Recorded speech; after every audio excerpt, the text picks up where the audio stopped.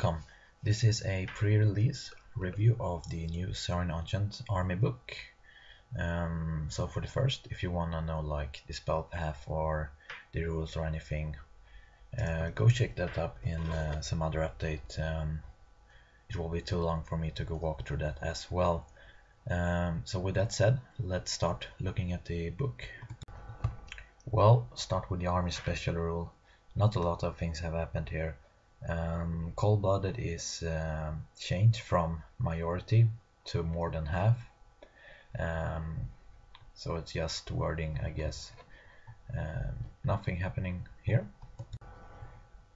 The armory is basically the same. They have fixed, so the giant blowpipes and great bow actually is like a war machine, so streamline it a bit. Doesn't do me anything, it's cool. Engine of the Ancient is one choice per army. That's totally fair as well, so nothing new here either. So for a magic item, some small fixes here. The spear is still cheap, but not much have happened. The serpent bow works as a war machine as well since they fixed it or adjusted it a bit. Yeah, and some points changes here and there. So now over to the more interesting part. So for starter, character 35%, seems like the same as most army. Core at least 20%, which is kind of good because doing a Saurian Ancient list, the core part is pretty much the most boring part to take points away from, so that's a good thing. Special no limits. The new cool thing is young GUERILLA, maximum 30%, and that's cool. I think it's make our list or the army itself more focused to be a fun list to play, because the guerrilla style warfare, even though it fit our army a lot, it isn't too fun to play with. And as well, we have, as most of the army, the limited of our monster use, but we will go through those section later in this review. So with that said, let's walk over to the character selection. So for the first thing, we got Saurian Warlord, which can be either a warlord or a veteran. The difference between those is actually isn't too much. Actually, you get the same amount of wound, the same amount of leadership. The only difference is one extra attack on the warlord and one extra point of weapon skill. So I don't know, I don't think we'll see so many warlords, to be honest. I think we will see more of veterans on the battlefield, but that's just an original thought. But we will see. There is some pros of having a warlord. You can have him riding an alpha Carnosaur, for example. You can have more magical items, but that's basically it. And the loss of leadership 9, even though I think it's fair because we all got cold-blooded during our whole army, cold-blooded leadership at 8 is still good. Leadership 9 is very brutal for our opponents to play against, so I think it's good. So that's it for this Saurian Ancient. Let's move over to the mount selection for this character. Well, for the mount, not much to say here, to be honest.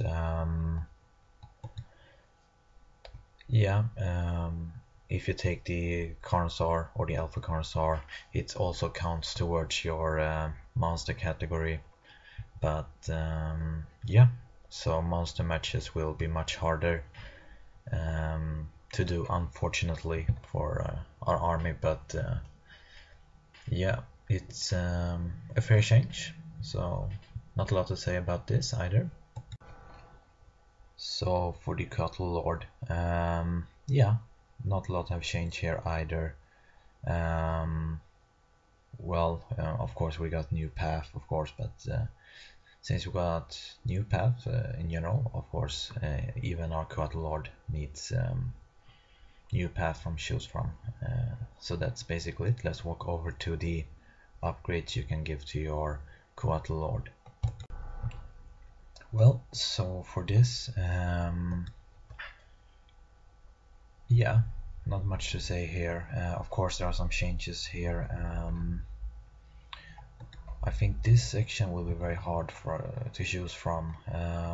I would say the Unconquerable Will is pretty much the best, since the spell scroll have been so expensive.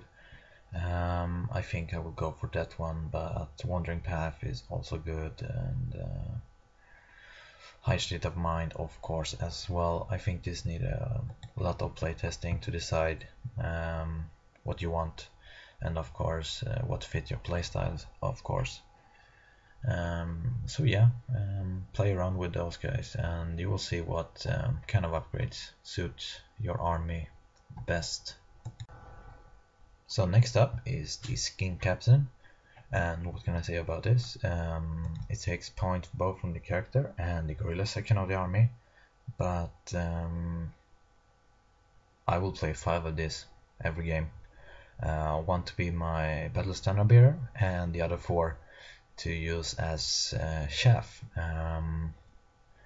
So still good option, no points increase or anything like that. So yeah, let's walk over to some mounts option for this character. So for mount option, we still can take the Taurusar with the spear to give it 2d6 plus 1 impact hits. With Sharpened Horn you can reroll that, so yeah, it's pretty brutal still.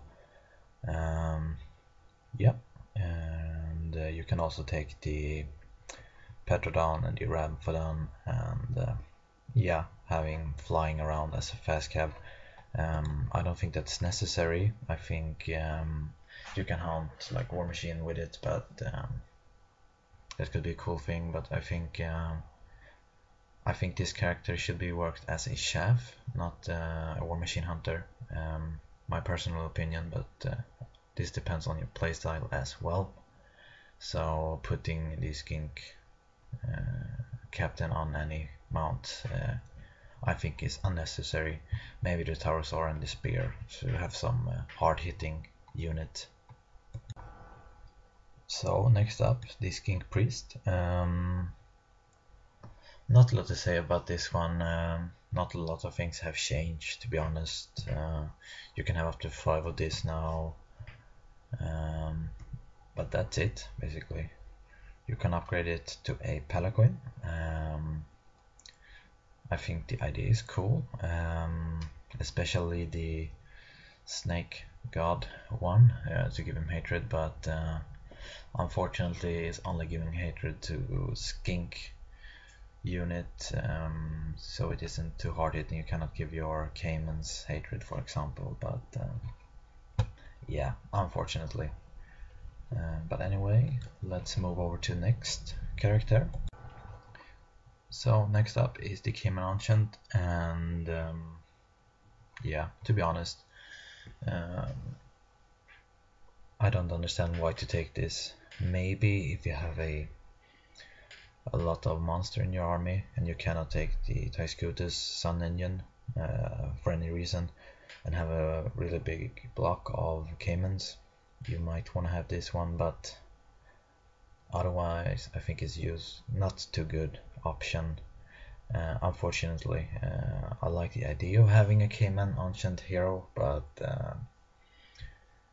I don't see this guy on the field too often in my prediction, to be honest, sadly. Well, so for the core section, Saurian Warriors, yeah, not much to say here, to be honest. Spear is cheaper, which is give it more of an auto-include in the army, I guess. I think Spear is the best option to take to these guys. One cool thing is that we still got totem animals. I really like that. I was really worried that we would lose it when the upgrade came and said that we're gonna streamline it more and there will be not many options in every unit. So I'm glad it's still there. It's sad that you cannot combine different totem animals in the army, but from a game perspective, this makes it much easier for your opponent to know what you got on your unit. So I guess this is a good compromise from having the option of buying cool upgrades and not confusing your opponent too much. So let's move on. So for the Skink Braves, yeah, not a lot of changes. We got bows instead of short bow, which is I think kind of cool. So now we got more of a long range shooting, which I approved a lot. Bad news, you cannot have them as skirmish anymore, and the poison attack is only in close combat. Well, it's understandable that for a more fun gameplay for your opponent, you don't want too many of these skirmishing units running around the board. But anyway, that's it about them. So let's you can still buy Cayman, and I will show you what you can do with them.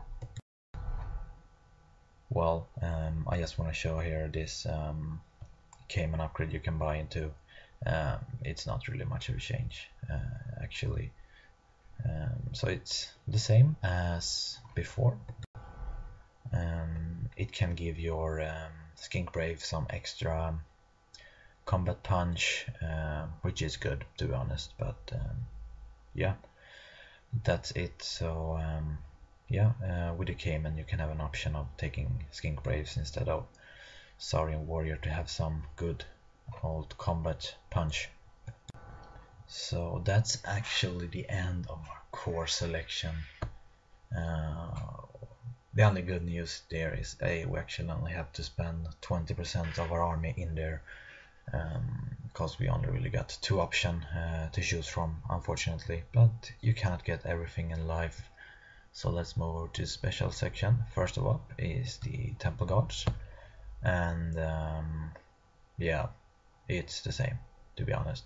Some point changing, but they basically is the same thing as they were before. So yeah, if you want a Quad Lord, you pretty much have to take you probably have to take these guys.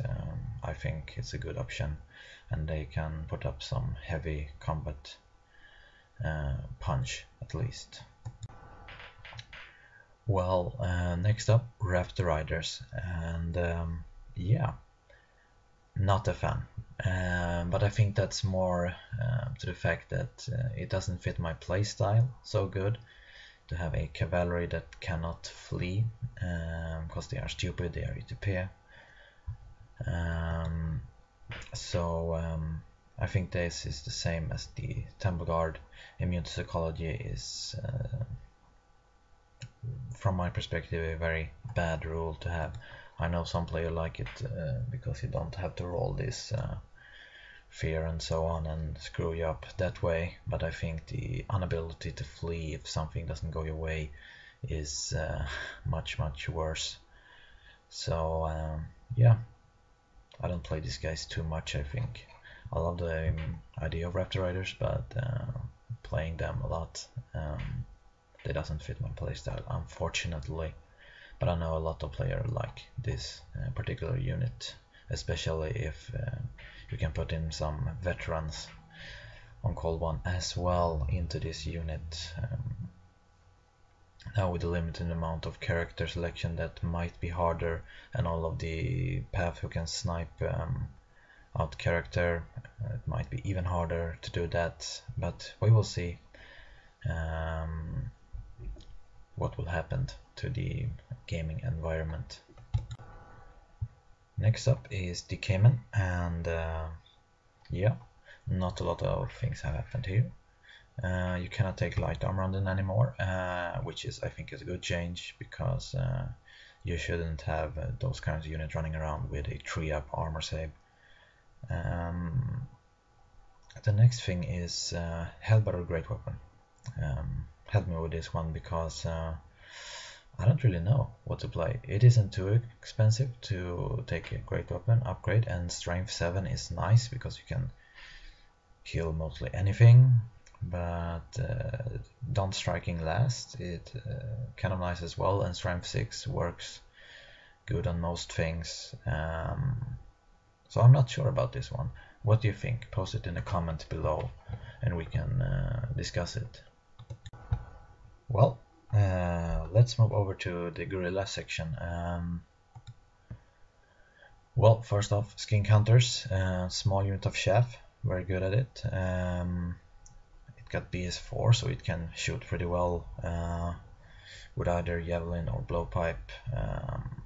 It depends what you want to kill. Blowpipe if you face off a lot of big monsters, javelin in most other cases. They can give Vanguard, which is cool. But that's basically it. You can only have 2 units of them, which is understandable since we're gonna walk through the next choice, which is Chameleons. And for those who like to take Skink Clouds, I think you will have 2 Chameleon units and 2 Skink Hunter units, even though, yeah, they fill the same role basically. One have Scout and hard target, the other one maybe Vanguard if you want, but both of them filled about the same position in your army, to be honest, but nothing new to them at all. Next up is Weapon Beast, and you can take 1 to 3 units of this in your army, and you can choose up to 2 of them to be Salamander and up to 2 of them to be Spearbacks, so you cannot take 3 of each. And well, they are the same, to be honest. You cannot give the Spearback the upgrade anymore, but yeah, that's it actually, to be honest. Yeah, still a good option, having some War Machine with a little bit more of a range than your normal Skinks. Still a solid, cool unit to have. Next up in this section is Snake Swarm, and to be honest, I'm sad they ended up in here. I think they should have ended up in core section. I understand as the game developer why they placed them here, because they are used in guerrilla warfare, using as chaff, throwing them in front of your opponent's units. I used them there as well, but they also got the Venomous Tide. If you got the Tie Scooters, you can get the 5-up poison, which is really good. So unfortunately, I think this is the big loser in this whole army book, unfortunately. But I think a lot of players will still take them, because the guerrilla warfare units is in general not too expensive, so you might squeeze 1 or 2 swarm units into your army anyway. They can gain scouts, but they could there before, which is, I think, is a very cool option for them if you want to go like War Machine hunting, or just place them in front of your battle line, which is also a very good idea to have them placed there. Next up is the Petrodon unit, and of course it's still in this section. Nothing much new to them. To be honest, they are basically the same. Yeah, so I really got nothing on them, to be honest. Next up, we got the next unit, and it's Ramphanon. And if you know my playstyle, I can never play Frenzy unit. I think is not a good choice. I can see why you would take this. For character snipe, for example, it will work very good. And for those kind of things. It's reasonable that they cannot take the fire throwing stuff anymore. And yeah, that's it. The difference before, earlier, you can only have like 3 units of flying dinosaurs. Now you can actually take 4, 2 Petrodons and 2 Ramphadon. That's the difference. It takes up your guerrilla warfare parts, but yeah, that's what a lot of things in your army takes up place, unfortunately. Now, for the reason why you all play Severin Ancient, to place the big, cool dinosaurs on the board. First out is the Taurosaur. And yeah, it's the same. It's a cool thing to have on the board. Not much have changed. Sharpenhorn is an auto-include now, which I think it was before as well. You pretty much have to take that one. And yeah, you cannot have the Ancient Taurosaur anymore, but all of them have 6 wounds now, so yeah, and strength 6 as well, I see, so yeah, it doesn't really matter. Yeah, the engine of the Ancient is of course a very good and valid option to take, and yeah, that's it. Let's move on to next big monster. Next up is the Stegosaur, and yeah, not much to say here. I think now that you have the having as a Wizard Conclave, you pretty much fill this role as a very defensively monster, very unique monster in the case of this game, because it's a caster as well as with the Predatory Roar is very good if you have some good combat blocks like Temple Guard or Saurian Warrior or Raptor Riders or whatever. It got the Breath Weapon to some kind of defensive take. A 3-up armor save is good as well. So I really like this, even though it got to be honest, I think it's actually cheaper now than before. Before you had to take all of this upgrade, and now you don't, so it's actually cheaper now than before. So this is a very solid choice in your army, I think, to take this unit, especially if you got a Coatl Lord to play around with. And the final choice in the book, this Trioscutus. And yeah, I love this guy.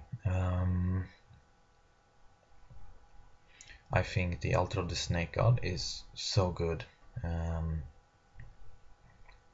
as well as the Sun Engine is of course a good spell as well. I don't know, 2 of these guys in the army. That's what I would play around with, so yeah, a solid choice to be honest, especially if you can get some Snake Swarm into your army as well. And that's basically my whole review about the new Saurian Ancient army book. So that's all I have to say, and please tell me what you think about everything I said about new units, not new units, but the upgrade of the unit, the reorganize of the army. I think the most controversial point is the Guerrilla War, but I think it's good, especially it's allowed for a more fun game for your opponent to play. The avoidance list will be much harder to play now, and I think that's good, so I'm very positive to the changes. Of course I can nitpick about I don't like that and I don't like that and so on, but of course you cannot make everybody happy, and you need to think about the balance of the game and so on. So a lot of credit to the creator of this army book, and yeah, comment, tell me what you think. Once again, this is one of those videos I really want comments to discuss, to talk about the army book in general, and also feel free to like and start subscribing if you want to see some cool bad traps with this new army book soon. I cannot wait to play my first game with the new updates, so that will be very cool.